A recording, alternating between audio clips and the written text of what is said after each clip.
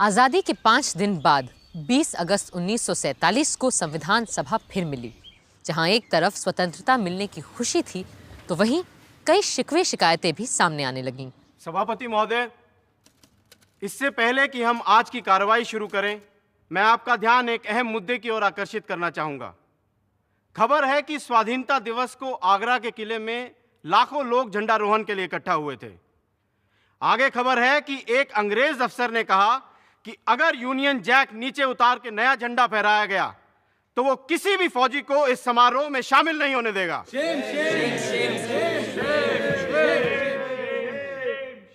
हम किसी भी रूप में अपने राष्ट्रीय ध्वज का अपमान सहन नहीं कर सकते। मेरी सभापति जी से प्रार्थना है कि आप सदन के लीडर पंडित नेहरू से कहें कि वो इस विषय पे बयान दें। उन घटनाओं के मुतालिक जो 14-15 अगस्त को हुई, मैं सदन के नेता से गुजारिश करूंगा कि वो अपना बयान दें।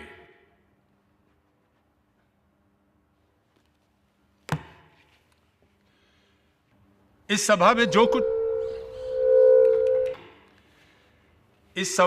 कुछ भी कहा जा रहा है उसे मैं पूरे गौर से सुनने की कोशिश कर रहा हूं,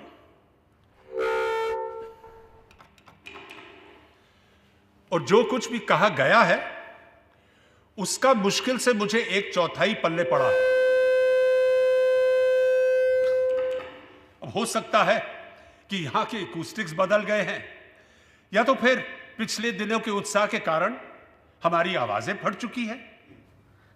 Mr. President, sir, the loudspeaker system is not behaving as well as it used to till the 15th of August.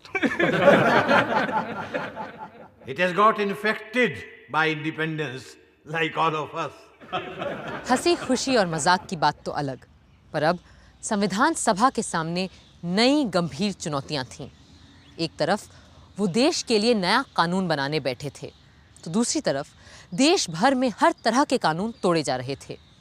जैसा कि अमेरिकन इतिहासकार ग्रैनविल ऑस्टिन ने लिखा है, the fundamental rights were framed against the carnage of fundamental wrongs. अध्यक्ष महोदय, मैं कुछ कहना चाहता हूं। जी कहिए। इससे पहले कि आज का कार्यक्रम प्रारंभ किया जाए, मैं आपका ध्यान इस बात की ओर दिलाना चाहता हूं कि पश्चिमी पंजाब में जो दुर्घटनाएं घट रही हैं, जिस तरह से वहां हत्याएं हो रही हैं और जिस तरह से लोग मारे काटे जा रहे हैं, उन दुखियों के प्रति सहानुभूति प्रकट करने के लिए हमारी आज की कार्यवाही 15 मिनट के लिए स्थगित कर देवें। लाहौर और दूसरे इलाके जल रहे थे, लोग मारे जा रहे थे और हम अपना विधान बनाने के कार्य में संलग्न रहे। ऐसा आरोप हमारे ऊपर लगाने का अवसर न दिया जाए।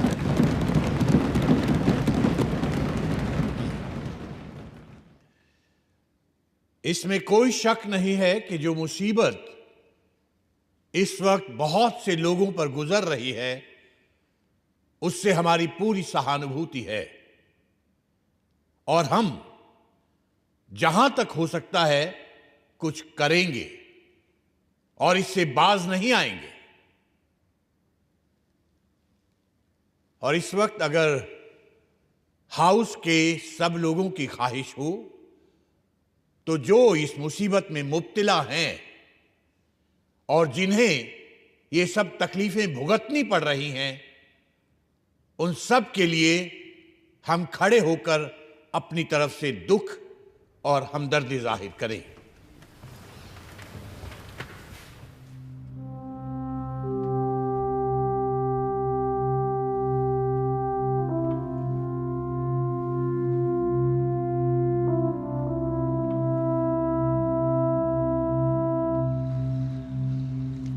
इसी सेशन में संविधान को बाकायदा लिखित रूप देने की दिशा में काम शुरू किया गया। तय पाया गया कि संविधान सभा के constitutional adviser sir Benegal Narsing Rau, जो पूरी दुनिया में संविधान के महान विद्वान माने जाते थे, सभा में पेश प्रस्तावों और कमिटीज की रिपोर्ट्स के आधार पर संविधान का एक मसौदा तैयार करेंगे और इस ड्राफ्ट की संवीक्षा या स्क्रूटनी करने के लिए 7 सदस्यों की एक कमिटी नियुक्त की गई।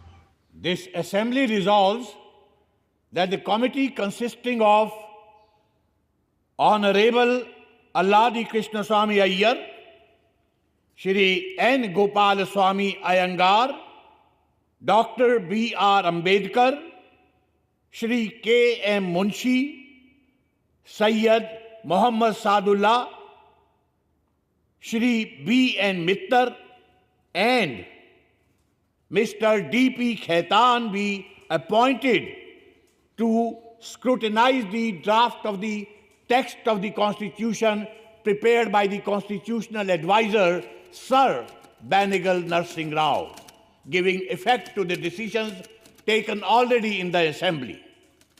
Those for the motion say aye. Aye. And those opposed to it say no. Ayes have it. Ayes have it. Ayes have it. The motion is adopted. Sir Benegal Narsing Rau के मसौदे को देख और परख के उसे सही रूप देने की जिम्मेदारी थी ड्राफ्टिंग कमेटी की, जिसके अध्यक्ष चुने गए थे डॉक्टर भीमराव अंबेडकर। अब उन्हीं को तय करना था कि भारत के बाशिंदों के बुनियादी हक क्या होंगे, कितने होंगे और कैसे होंगे। बरसों पहले सन 1931 के कराची कांग्रेस अधिवेशन में ही पंडित जवाहरलाल नेहरू ने साफ साफ हर एक हिंदुस्तानी के मौलिक अधिकार की बात सामने रखी थी और गांधी जी ने उनकी तायीद की थी। आज हम कांग्रेस की तरफ से सरकार से ये मांग करते हैं कि आपको हर हिंदुस्तानी को उसके बुनियादी हुकूक देने ही पड़ेंगे। भारत माता की जय! भारत माता की जय! भारत माता की जय! हम मांग करते हैं कि हर शहरी को अपनी बात कहने, विचार रखने की आजादी हो। हर नागरिक को मिलने जुलने, मीटिंग करने का हक हो। हम मांग करते हैं कि हर बशर को अपने मजहब को मानने और धर्म का प्रचार करने की छूट हो। हर जबान और इलाके के बाशिंदे को और खास करके माइनॉरिटी को इस बात का हक हो कि वो अपनी जबान और कल्चर को महफूज रखे। वंदे मातरम! वंदे मातरम! वंदे मातरम! हम मांग करते हैं कि हिंदुस्तान का हर मर्द और औरत कानून के सामने बराबर होगा, चाहे फिर वो किसी कौम, जात, फिरके का क्यों ना हो। और ये कि धर्म, जात पात, इलाके की वजह से सरकारी नौकरी देने में किसी के भी साथ कोई भेदभाव नहीं किया जाए। और हम मांग करते हैं कि किसी भी इंसान को गैर कानूनी गिरफ्तारी, तलाशी और कुर्की से ना गुजरना पड़े। हम सब एक हैं! हम सब एक हैं! हम सब एक हैं! और हम ये भी मांग करते हैं कि हमें इस बात की आजादी हो कि हिंदुस्तान का रहने वाला हर आदमी पूरे देश में जहां चाहे जाए, रहे, बसे और काम, नौकरी, व्यापार कर सके। जब तक ये सारे बुनियादी हक हर हिंदुस्तानी को नहीं मिल जाते, मेरा आपसे वादा है कि ना मैं चुप बैठूंगा, ना आपकी कांग्रेस पार्टी। पंडित नेहरू जिंदाबाद! पंडित नेहरू जिंदाबाद! पंडित नेहरू जिंदाबाद! महात्मा गांधी की जय! महात्मा गांधी की जय! महात्मा गांधी की जय! मुझे कुछ अधिक नहीं कहना है, बस इतना बताना है कि भारतीयों के मूल अधिकारों को लेकर जो प्रस्ताव जवाहरलाल जी ने पेश किया है, वो इस सम्मेलन का सबसे महत्वपूर्ण प्रस्ताव है। यही अधिकार तो हमें बताते हैं कि कांग्रेस किस किस्म के स्वराज की कल्पना कर रही है। संविधान सभा ने फंडामेंटल राइट्स को लेकर आज़ादी और बंटवारे से पहले ही सन 1947 में एक समिति बनाई थी, जो पहली बार 27 फरवरी के दिन मिली। As you are all aware, the main task of this committee is to discuss and make suggestions on the rights of the citizens. और मेरे विचार से किसी भी संविधान में उसके नागरिकों का बुनियादी हक सबसे अहम मुद्दा होता है। It is always about the fundamental rights. तो आप लोगों के जो भी सुझाव, प्रस्ताव आदि हों, बेझिझक सामने रखिए। If we look at the fundamental rights and guarantees embodied in the Irish and American Constitution, then all the rights that we may give should be enforceable in courts of law. इसके अतिरिक्त हमें उन अधिकारों की भी बात कर लेनी चाहिए जिन्हें भले हम आज अपने नागरिकों को ना दे पाए, पर जहां तक पहुंचना हमारा सपना है। That's very true, but is there any use in laying down precepts for rights which remain unenforceable and ineffective? अधिकारों के साथ साथ हमें अपने कर्तव्यों की फेहरिस्त भी बना लेनी चाहिए। तो चलिए पहले हम उन्हीं मूल अधिकारों की बात कर लेते हैं जिनके नाम मिलने पर हर शहरी न्यायालय के द्वार खटखटा सकता है।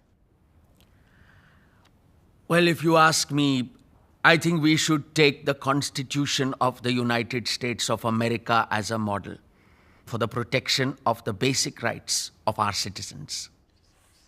If I may, I would like to inform the committee that I have prepared a long list of fundamental rights, which I can lay here. अब यही तो आपका बड़प्पन है अम्बेडकर जी। मुझे ये भी पता है कि प्रोफेसर केटी शाह ने भी कमेटी की सहूलियत के लिए काफ़ी सारे नोट्स तैयार किए हैं। मैं कमेटी के ऑफिस को तायीद कर देता हूं कि वो इन सारे दस्तावेज़ों की कॉपियां हर मेंबर को मुहैया करवा दें। Now may I also suggest that the committee adjourns for at least 3 weeks, hence providing the members with enough time and opportunity to formulate their own proposals. I think you will have a consensus on this. Good. तो चलिए 1 महीने बाद मुलाकात करते हैं और आज यहां ये प्रण करते हैं कि फिर इस कमेटी का काम हम तब तक स्थगित नहीं करेंगे जब तक कि भविष्य के भारत के नागरिकों के मौलिक अधिकारों का एक पूरा खाका तैयार नहीं कर लेते। 24 मार्च को जब कमेटी दोबारा मिली तो उसमें और लोग भी जुड़ चुके थे और इसके बाद कमेटी लगातार 10 बार मिलती रही ताकि मौलिक अधिकारों को लेकर एक साफ तस्वीर सामने आ सके। तो ये तय पाया गया है कि भारत के हर एक नागरिक को कहीं भी आने जाने, रहने, बसने, जायदाद खरीदने और नौकरी, काम, व्यवसाय करने की पूरी आज़ादी होगी। Subject to such restraints as the law may impose. Oh yes, of course. That goes without saying. No, Acharya ji. In a constitution, nothing goes without saying. Doctor Ambedkar ठीक कह रहे हैं आचार्य जी। तभी यहां जो ये लिखा है कि all citizens of the union will be equal before the law, मेरे विचार से लिखा जाना चाहिए कि all persons and not merely citizens of the union shall be equal before the law. जी ठीक बात है। अब हम किसी को सज़ा सिर्फ कम या ज़्यादा इसलिए तो नहीं दे सकते कि वो संघ का नागरिक नहीं है। एक बात और थी, आर्टिकल 4 ये कहता है कि हिंदुस्तानी भाषा जिसे नागरिक अपनी पसंद से देवनागरी या फारसी लिपि में लिख सकेगा, संघ की राष्ट्रभाषा के रूप में प्रथम औपचारिक भाषा होगी। I do not think that the question of national language has anything to do with fundamental rights. मैं डॉक्टर अंबेडकर से इत्तेफाक रखती हूँ। कल हम जो चाहें अपनी नेशनल लैंग्वेज चुनें, लेकिन आज उसका इस बात से क्या लेना देना कि हम अपने बुनियादी हक कितने और क्या तय करते हैं। राजकुमारी जी ठीक कह रही है, पर इनके राजकुमारी होने से मुझे एक बात सूझी है कि हमारे नए भारत में जहां राजा प्रजा सभी समान होंगे, वहां ये सारी पदवियां राजकुमारी, राजाधिराज, नवाब बहादुर, Chhatrapati, Kunwarpal, Diwan Bahadur, as I am called. जी, इन सारी वसीयत में मिली पदवियों का हमारे नए भारत में क्या काम? I am totally with you professor Shah. आज से आप मुझे सिर्फ अमृत कौर बुला सकते हैं। And from tomorrow, shall we stop addressing Kriplani ji as Acharya, Ambedkar ji as doctor, and you as professor? नहीं नहीं नहीं, देखिए एकेडमिक डिग्री और काम के पदनाम तो रहेंगे, पर ये खानदानी और पैदाइशी पदवियां खत्म। और मेरे जैसे लोगों का क्या होगा जिन्हें किंग ऑफ इंग्लैंड ने नाइटहुड की पदवी दी है? पहली बात तो ये कि अब किंग ऑफ इंग्लैंड का हम लोगों से क्या लेना देना, क्यों? और फिर भी अगर कोई देश या कोई सरकार हमारे किसी नागरिक को कोई पदवी देना चाहे तो मेरे विचार से पहले उसे हमारे संघ की सभा से इजाजत लेनी चाहिए। आचार्य जी, आजाद भारत के नागरिकों को अगर हम सबसे बड़ा अधिकार दे सकते हैं वो है आजादी का अधिकार। बर्तानिया के राज में जब देखो तब यह अधिकार छीन लेती थी सरकार, पर अब हमें अपने नागरिकों को पूरी और मुकम्मल आजादी देनी ही होगी। मैं आपसे पूर्णतः से सहमत हूं। मैं भी पूरी आजादी के पूरे पक्ष में हूं। See, absolute liberty is simply a utopian dream. Just because we will become a free nation from tomorrow, society will not become free from crime or criminals. And for the sake of law and order, we will have to jail, arrest, and intern people.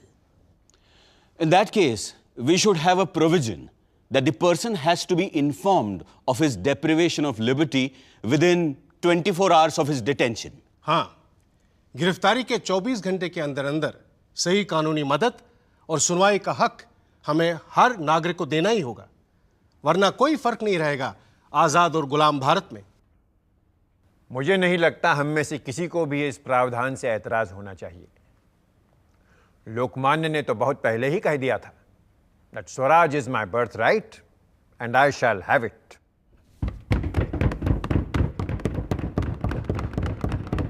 Here. यूं एक एक करके बराबरी, आज़ादी, संस्कृति और शिक्षा, शोषण के विरुद्ध और संवैधानिक सुरक्षा के अधिकार हर नागरिक के अधिकारों में जुड़ते चले गए। क्या होना चाहिए के साथ ये भी तय किया गया कि क्या क्या नहीं होना चाहिए। कई मुद्दों पर तो सब एकमत होते, तो कई विषयों पर वोट से फैसला होता और कई बार फैसला नहीं भी हो पाता। गुलामों से भी बदतर व्यवहार और अत्याचार हमारे गांव में हरिजनों और दूसरे गरीब लोगों पर होते हैं जब उनसे बेगार करवाया जाता है। बंधुआ मजदूरी के लिए कोई जगह नहीं होनी चाहिए हमारे भारत के खेत खलिहानों में। मुंशी जी, सिर्फ खेत खलिहानों में ही नहीं, न कारखानों में, न खानों खदानों में। गुलामी का नामो निशान मिटाना ही होगा हमें। और सबसे वाहियात बात है कि 14 साल से कम उम्र के बच्चों से खानों खदानों और ख़तरनाक कारखानों में काम करवाया जाता है। हम इसे कैसे बर्दाश्त कर सकते हैं? इसकी बिल्कुल इजाज़त नहीं होनी चाहिए हमारे संविधान में। I couldn't agree with Amrit Kaur ji more. Let me go further while on the topic of children. I propose that there should be no difference between legitimate and illegitimate children as far as laws of inheritance are concerned. पर इस तरह क्या हम शादी जैसी संस्था पर ही प्रश्न चिन्ह नहीं लगा देंगे? हमें याद रखना चाहिए कि हम तय कर चुके हैं कि शादी ब्याह जैसी चीजों पर हम अभी इस वक्त यहां बात नहीं करेंगे। For that matter, all the personal laws are not in our purview here. Here, we are not interfering with anyone's personal law. This is about children and their rights. And you, Diwan Sahab, are a learned man. And you know what Shakespeare says about this question of legitimate and illegitimate. Bastard? Why bastard? Wherefore base? When my dimensions are as well compact, my mind as generous, and my shape as true as an honest madam's issue.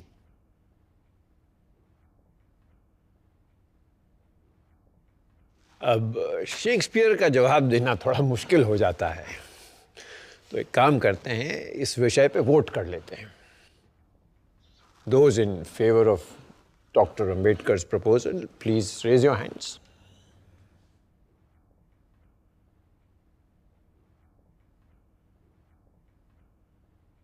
छह विपक्ष में, केवल 3 पक्ष में। क्या कर सकते हैं अंबेडकर जी? कभी जीत, कभी हार। And we must practice what we preach.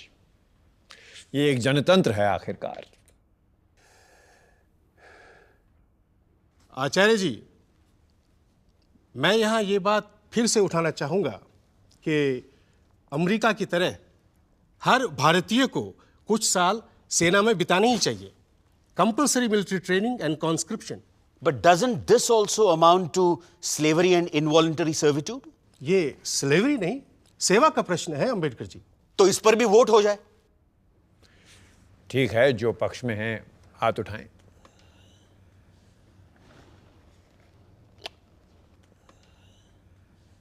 केवल 3 है पक्ष में। पर अगले मुद्दे पर सब मेरे साथ होंगे, ये मैं पक्का जानता हूं।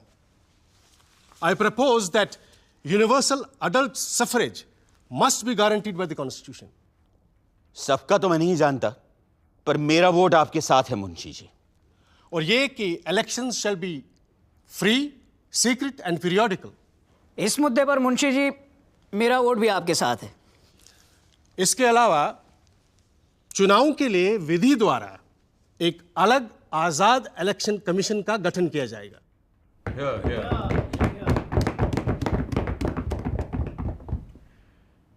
So we are all unanimous on this? Because today we are creating history. आज संसार के इतिहास में पहली बार एक देश स्थापित होते ही बिना किसी जाति, धर्म, लिंग, वर्ण और प्रदेश के भेदभाव के अपने सारे वयस्क नागरिकों को मतदान का अधिकार दे रहा है। And believe me, this voting right is the greatest fundamental right that we will be giving to the citizens of our country. उस समय तक दुनिया के कई अग्रणी राष्ट्रों में भी कहीं कालों को वोट देने का अधिकार नहीं था, तो कहीं औरतों को, तो कहीं और दूसरे धर्म के मानने वालों को। लेकिन हमारा संविधान बनाने वाले एक नया इतिहास रच रहे थे। पर अभी और भी कई मुद्दे तय होने थे, और उनमें से एक था अभिव्यक्ति का अधिकार, the right to freedom of expression. I would like to suggest that a provision should be made by law to prevent the publication or utterance of seditious, obscene, slanderous, libelous, or defamatory matter, and to make such publication or utterance actionable or punishable. I want to add the words likely to promote class hatred. Though this does not actually come under sedition or any of the other things mentioned. And people will have a carte blanche to promote class hatred. We may add class or religious hatred. ऐसा करना खतरे से खाली नहीं है, क्योंकि ऐसा कानून दुधारी तलवार साबित हो सकता है। सत्ता में बैठी मेजॉरिटी पार्टी के खिलाफ बोली गई जरा सी भी बात को क्लास या कम्युनल नफरत करार देकर सजा दी जा सकती है, और ऐसी बातें अगर सत्ता में बैठे लोग फैलाएं तो उन्हें कोई छुएगा भी नहीं। I suggest let us be more comprehensive and say right of every citizen to freedom of speech and expression subject to criminal law. अभिव्यक्ति की आज़ादी को आज पूरी दुनिया में सम्मान दिया जा रहा है, और ये भी महसूस किया जा रहा है कि अगर किसी के वक्तव्य या लेखन से किसी विशेष वर्ग या धर्म के खिलाफ नफरत नहीं फैलाई जा रही है और उसे हिंसा फैलने का कोई डर नहीं है, तो आदमी को अपनी बात कहने का पूरा हक होना चाहिए, पूरी आज़ादी होनी चाहिए। If you put this in, then section 153A of the penal code stand nullified. Sir, आपसे बेहतर और कौन जानता है कि ताकतवर मेजॉरिटी वालों को कास्ट और कम्युनल हेट्रेड फैलाने से रोकना असंभव होता है। मैंने तो ये भी सुना है कि एक मर्तबा किसी अखबार को सेक्शन 153A को लेकर इसलिए मुकदमा चलाया गया था क्योंकि उस अखबार ने पुलिस के खिलाफ कोई लेख लिख दिया था। और दलील यह दी गई थी कि पुलिस अपने आप में एक खास तबका है और पुलिस के खिलाफ बात करके अखबार वाले एक खास फिरके के खिलाफ नफरत फैलाने का काम कर रहे हैं। Yes. We also started up certain periodical in Bengal.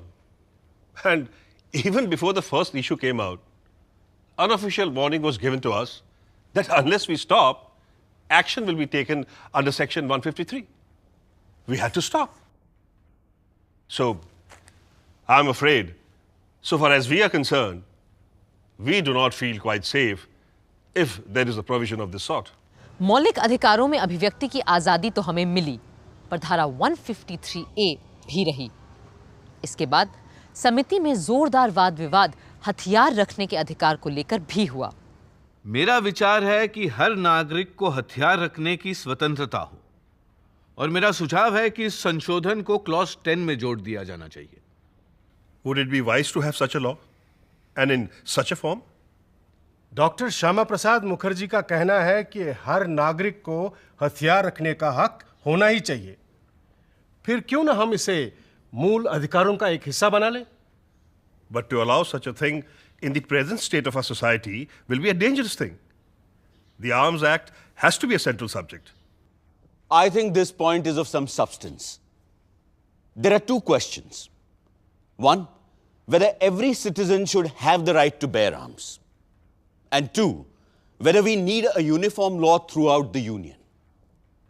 You cannot allow different units to make different laws with regards to bearing of arms. That would undoubtedly lead to complete anarchy. And it would cut at the very root of the security of the Union. But defense is a Union subject. किसी के हथियार रखने का देश की रक्षा से क्या लेना देना है? मेरा जाती ख्याल है कि शिकार को छोड़कर बाकी किसी भी वजह से लोगों के हाथ में हथियार देने से बिला वजह जान माल का खतरा बढ़ेगा ही और हमें इसे अलाउ नहीं करना चाहिए। यहाँ शायद मेरी आवाज़ अकेली पड़ जाए, पर मेरे मन में जिस अहिंसक सरकार और समाज का तस्वुर है उसके लिए हथियार को ताक पे रखना ज़रूरी है। And I would like my view to be recorded here. सोचने की बात है कि अगर अमेरिका की तरह हमें भी हथियार रखने का अधिकार मिल जाता तो हिंसा का बवंडर कहां पहुंच गया होता। पर नागरिकों के मूल अधिकारों को लेकर अभी बहुत सी बातों के बारे में सोचना था। विडंबना ये थी कि फंडामेंटल राइट्स तय करने वाली समिति को ही ये भी तय करना था कि कब ये मौलिक अधिकार नागरिकों के अधिकार नहीं रह जाएंगे। डॉक्टर अंबेडकर की दलील थी कि कभी कभी आपातकाल या इमरजेंसी में जब खुद राष्ट्र का अस्तित्व खतरे में हो तो संघ को पहले खुद को बचाना होगा, ना कि किसी नागरिक के अधिकार को। In the provision dealing with grave emergency, we have stated that all these fundamental rights are liable to be suspended whenever, in the view of the Union, it is necessary to declare an emergency.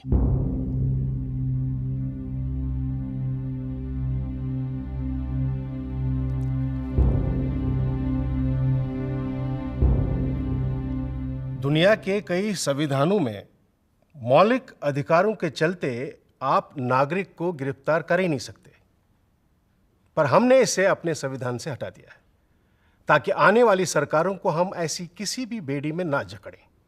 हाँ, पर सही कानूनी कार्रवाई का प्रावधान हमने हर हाल में रखा है। जरूरी सवाल यह है कि क्या लेजिस्लेचर के पास ये विशेषाधिकार होगा कि अगर वो चाहे किसी भी व्यक्ति को बिना मुकदमा चलाए ही कैद में रख सकते हैं? ऐसा कोई अधिकार हम नहीं देने जा रहे हैं जिसके चलते सरकार बिना कानून और अदालत के सामने जाने का हक दिए किसी को भी गिरफ्तार कर ले। छोटी बड़ी कोई बात संविधान बनाने वालों की नजरों से छूटी नहीं थी। जैसे शादी ब्याह को लेकर उस समय चले आ रहे कानून को चुनौती दे डाली श्रीमती हंसा मेहता और राजकुमारी अमृत कौर ने। शादी औरत और मर्द दोनों की हामी से हो और वैवाहिक जीवन में दोनों का समान हक और बराबर की मर्जी हो। ये नुक्ता फंडामेंटल राइट्स में आना चाहिए। आना तो चाहिए, पर मर्द मानेंगे कहाँ? गांधी जी ने तो अपनी प्रार्थना सभा में ये तक कहा था कि मुख्तलिफ मजहबों और फिरकों के लोगों के बीच शादियां होना अच्छा ही नहीं, जरूरी भी है। और मैं कहता हूं कि पति और पत्नी अपने अपने धर्म को ना छोड़ें। पर 1872 के स्पेशल मैरिज एक्ट के तहत ऐसी शादियों की मनाही है। अगर दो अलग धर्म के लोग आपस में शादी करें तो दोनों में से कोई एक अपना धर्म बदले, या फिर दोनों ये हलफ उठाएं कि दोनों नास्तिक हैं। मेरी एक सहेली को तो अपना धर्म बचाने के लिए स्विट्जरलैंड जाकर के शादी करनी पड़ी। अब ये बताइए कितने लोग इस बात को अफोर्ड कर सकते हैं? मेरे ख्याल से स्विट्जरलैंड की तरह हमें भी अपने आइन में ये बात कह देनी चाहिए कि धर्म दो लोगों की शादी के बीच किसी तरह का अड़ंगा नहीं डाल सकता। बिल्कुल। और अगर ये बात संविधान में शामिल हो गई तो अब तक चला आ रहा ये पुराना कानून असंवैधानिक अल्ट्रावायरस करार दे दिया जाएगा। मैं कमेटी को फौरन एक चिट्ठी लिख देती हूँ, फिर देखते हैं तुम्हारे और मेरे अलावा कौन इस मामले में हमारा साथ देता है। मर्द तो शायद ही कोई साथ दे हमारा। कम से कम एक मर्द ने तो साथ दिया इन दो औरतों का, श्री M.R. मसानी ने। फिर भी शादी का मसला बुनियादी हक में शामिल नहीं किया जा सका। यूं मूल अधिकारों पर समिति की कई बैठकों के बाद सरदार वल्लभ भाई पटेल ने सदन को एक पत्र लिखा और बताया कि कैसे समिति ने बुनियादी हकों को दो हिस्सों में बांटा है। The committee has recommended that the list of fundamental rights should be in two parts. The first part consisting of rights enforceable by legal processes, and the second part consisting of directive principles and social policy, which though not enforceable in courts of law are nevertheless to be regarded as fundamental in the governance of the country. The justiciable fundamental rights include rights of equality, freedom, relating to religion, culture and educational rights, and miscellaneous rights which include property and the right to constitutional remedies. 21 अप्रैल सन 47 के दिन fundamental rights committee की अंतरिम report Sardar Patel ने सदन के पटल पर रखी। कमेटी में इस विषय को लेकर दो तरह के मत थे। एक ये राय थी कि नागरिकों को ज़्यादा से ज़्यादा अधिकार देने चाहिए, जिनकी बिना पे वे सीधी तरह अदालत में जाकर अपने हक सिद्ध करवा सके। और दूसरी ओर ये राय थी कि बहुत ही कम मगर अहम मूल अधिकारों तक फंडामेंटल राइट्स को सीमित रखना ही उचित होगा। वो तीसरा मत जो हमारी कमेटी में पाया ही नहीं गया, वो ये रहता कि आज़ाद हिंदुस्तान में न पुलिस की दरकार है न जेल की। प्रेस, डंडा और बंदूक को पूरी तरह छूट रहे, हर एक को जो मर्जी में आए वो करने की संपूर्ण आज़ादी मिलनी चाहिए। सरदार पटेल को उम्मीद थी कि मौलिक अधिकारों जैसी मूल चीज पर तो बहुत से संशोधन नहीं ही आएंगे, पर 150 से भी ज्यादा लोग कुछ न कुछ बदलना चाहते थे या नई बातें जोड़ना चाहते थे फंडामेंटल राइट्स में। Sir, I do not understand why economic fundamental rights should not be included in these justiciable rights. Economic rights are essential while framing a country's constitution, and they must also be made justiciable. I do not understand why mines, key industries, and basic industries should not be nationalized. Sir, I hope the House will consider my suggestion seriously. शब्द अछूत और अस्पृश्यता की परिभाषा को लेकर तो कई आवाजें उठीं। Sir, the word untouchability requires clarification. Sometimes it means not being allowed to drink a glass of water. Other times, it relates to denial of admission of Harijans into temples or intercaste dining, intercaste marriage. Mahatma Gandhi has used the word untouchability in various ways on different occasions with different meanings. But, sir, untouchability is merely a symptom, the root cause of which is the caste distinction. And unless caste distinction is removed, untouchability in some form is bound to exist. In an independent India, everyone must enjoy equal social conditions.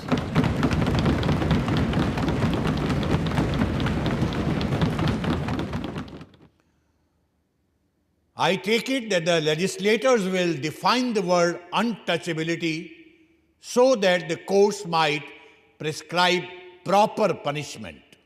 Sardar Vallabh भाई पटेल कुछ और अनुच्छेदों को स्पष्ट करने फिर खड़े हुए। Sir, I beg to move that 1.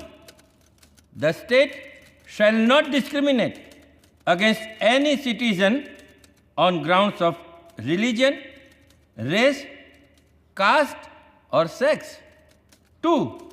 There should be no discrimination against any citizen on any ground of religion, race, caste, or sex in regard to A. Access to trading establishments, including public restaurants and hotels. B. The use of wells, tanks, roads, and places of public resort, maintained wholly or partly out of public funds, or dedicated to the use of the general public. Sir, the following word should be inserted after sex: or of dress worn of any nationality. It seems a laughing matter, but even today, on the threshold of independence, there are hotels which do not welcome people dressed in Indian style. Sir, I moved that the words schools, hostels, temples, or places of worship should be included. Although some schools are thrown open to Harijans in the villages, they are not allowed to sit along with caste Hindu students. They are asked to sit on the floor or at some distance. As regards temples, untouchables are made to worship God only from a distance and not from within the temple itself. I think untouchability is the sole cause of this.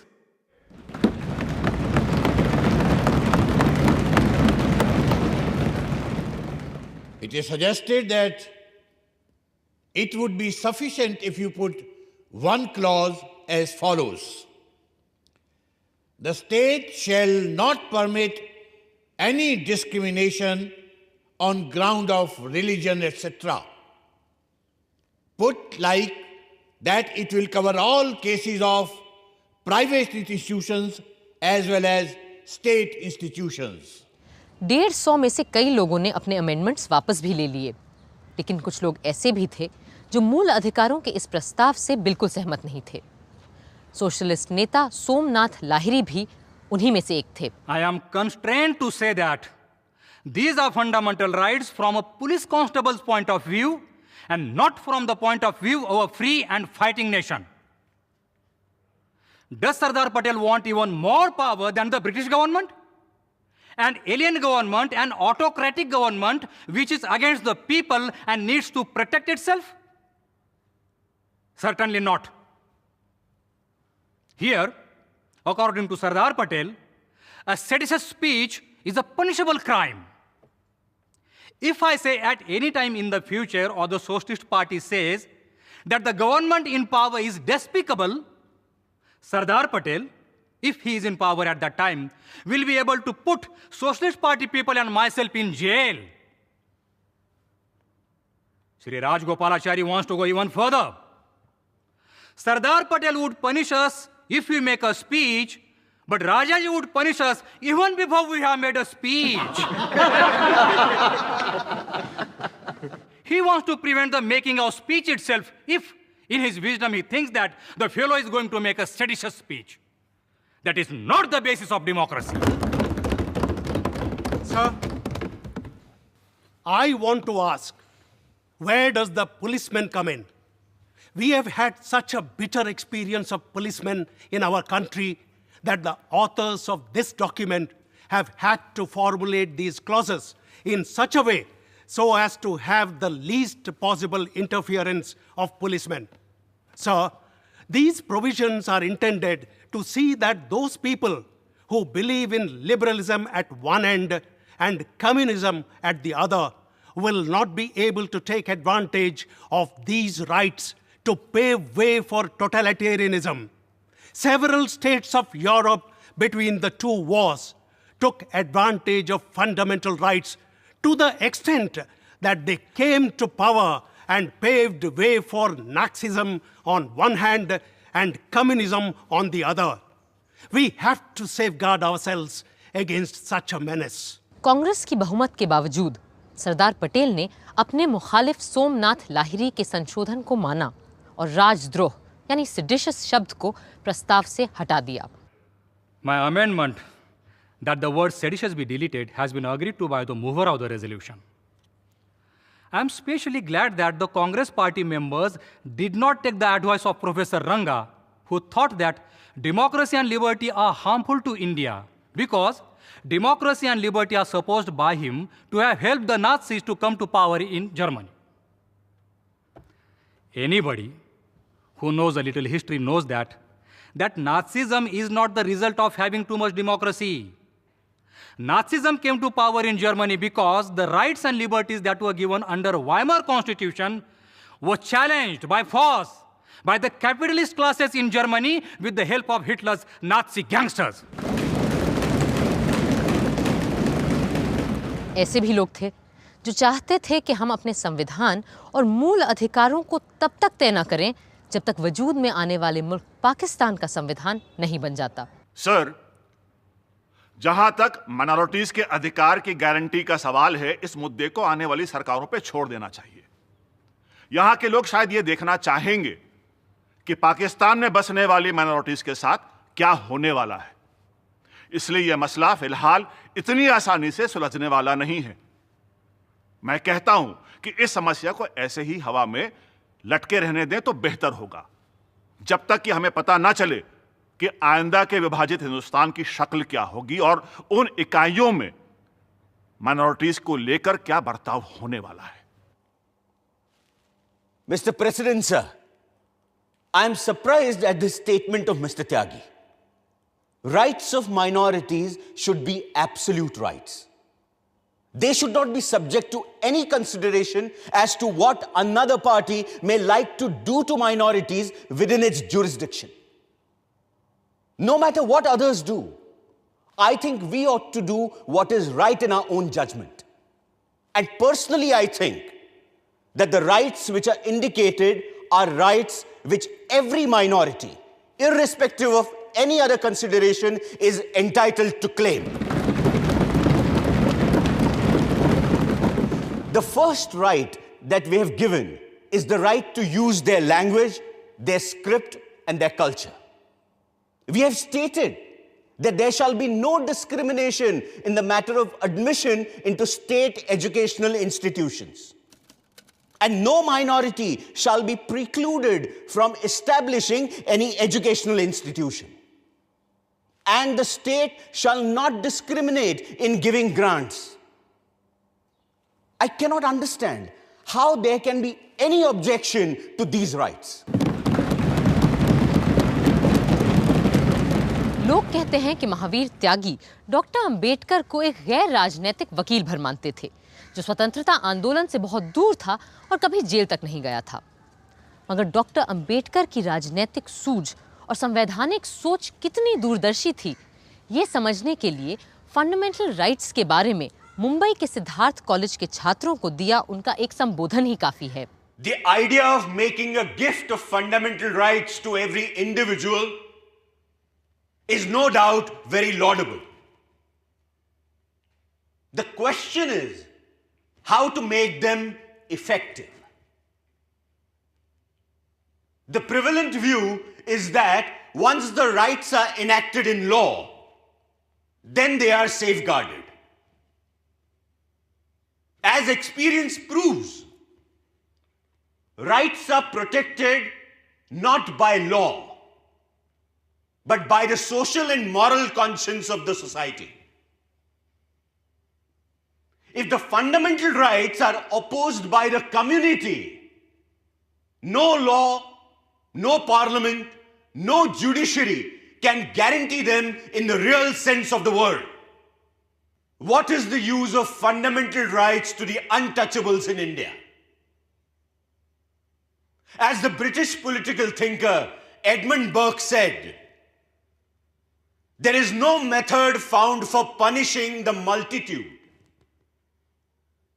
Law can punish a single solitary recalcitrant criminal.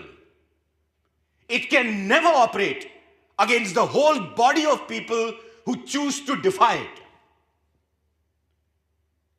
Social conscience is the only safeguard of all rights, fundamental or non-fundamental.